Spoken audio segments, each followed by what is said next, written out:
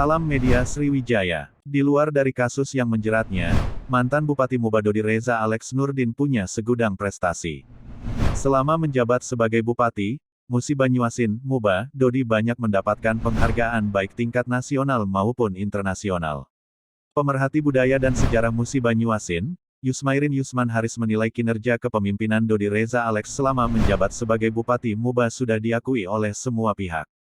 Dia menilai secara kepemimpinan Dodi Reza sangat smart, prudent, detail, tanggap, serta yang sangat penting yakni berkomitmen mengabdi kepada masyarakat Muba.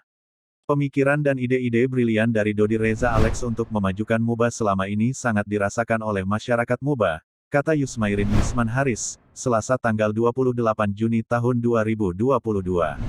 Hal itu terbukti dari banyaknya penghargaan selama kepemimpinan Dodi Reza Alex.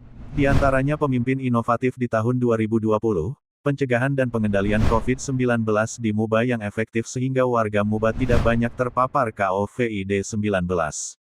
Kemudian, sebagai penggerak dan pembina olahraga terbaik di seluruh Indonesia, Bupati inovatif di bidang kesehatan, warga Muba hingga pelosok juga sangat mudah mendapatkan IKTP. Tidak hanya itu saja, dibilang pertanian inovasi beliau adalah program perkebunan yang berkelanjutan.